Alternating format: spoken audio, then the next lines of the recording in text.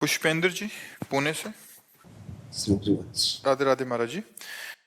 महाराज जी, कभी कभी अज्ञानी मन एक प्रश्न करता है। महाराज जी, अभी आपने जो कबीरदास जी का इससे पहले वाले बैच में उदाहरण दिया था कि उनके गुरुजी ने राम राम बोला सीधा तो उन्होंने स्वीकार किया, तो कह रहे कि हमने तो मोबाइल टीवी के माध्यम से ही सुना है, तो महाराज जी तभी नाम जप करना शुरू किया, तो एक ही प्रभाव होगा महाराज? हाँ, क्योंकि मानना है ना कि हम इन संत के मुख से वचन सुना और उसी को किया, तो मानने से सब कुछ, चाहे पास से मान लो चाहे 1000 कोस दूर से मान लो, आपने मान लिया ना कि हम अमुक संत के मुख से अमुक नाम सुना और वही नाम जपने लगे, तो वही भाव आएगा।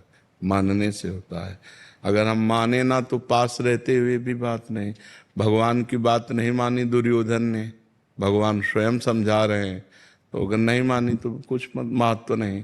वो भगवान को भगवान ही नहीं मानता था, तो मानने से है। हम दूर से मान लें तो वैसे ही हमारा कल्याण हो जाएगा, वैसे ही बात बन जाएगी। कृष्ण कुमार जोशी जी। राधा वल्लभ श्री हरिवंश महाराज जी। महाराज जी, मैं राधा कृष्ण मंदिर में पुजारी हूँ, जहाँ मुझे एकादशी, सत्यनारायण, प्रदोष व अन्य पर्व या त्योहार की कथा सुनानी व कहनी पड़ती है। महाराज जी, हमने आपके सत्संग में सुना था कि जब तक आत्मबोध ना हो जाए तब तक कथा नहीं करनी चाहिए। नहीं नहीं नहीं, उपदेश नहीं करना चाहिए। उपदेश और कथा में अंतर है। कथा में हम जैसे सूत मागध बंदी जन अपने राजा का जस गाते हैं, ऐसे हम भगवान का जस गान कर रहे हैं। उपदेश करने का अधिकार उन्हीं को है जो स्वयं माया मुक्त है, जो स्वयं भगवान को प्राप्त हैं या प्राप्त करने की दिव्य लगन में लगे हुए हैं, लेकिन भगवान की कथा कहने के लिए नहीं। भगवान की कथा कहना सबका अधिकार है।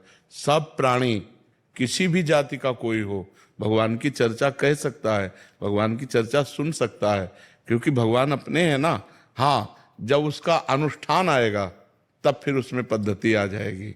जैसे साप्ताहिकी भागवत का अनुष्ठान तो विद्वान ब्राह्मण के द्वारा फिर ऐसे करवाना, तो जैसे आप हैं ब्राह्मण में, ब्राह्मण कुल के ही तो है ना, तभी तो उपासना में लगे हैं। तो आप जैसे सत्यनारायण की कथा है, भागवत की कथा है, या किसी पर्व के विषय का, तो उसमें कोई दोष नहीं है, उसमें कोई दोष नहीं। आदेश उपदेश करने का अधिकार सिद्ध महापुरुष को है, लेकिन भगवत कथा कहने का अधिकार सबको है। भगवत चर्चा सुनने का अधिकार सबको है। परस्पर भगवत कथा करना या अनुष्ठान की भगवत कथा करना, उसमें भेद हो जाएगा। परस्पर में अपने घर में कोई भी भगवत चर्चा कर सकता है, लेकिन अनुष्ठान वैदिक ब्राह्मण के द्वारा ही करवाना चाहिए। जी। दीक्षा जी लुधियाना से। राधे राधे महाराज जी। महाराज जी, आपने एक वार्ता में बताया था कि हमें कितने कोटि नाम जप करने चाहिए, तो क्या महाराज जी उसके लिए भी किसी योग्य गुरुदेव से दीक्षा लेनी चाहिए? हाँ, जरूरी जरूर। किसका प्रश्न है? हाँ, जरूरी। बिना गुरुदेव की मुख से निकले हुए नाम के द्वारा हम अनुष्ठान पूर्ण ही नहीं कर सकते, वो अनुष्ठान ही पूर्ण नहीं माना जाएगा।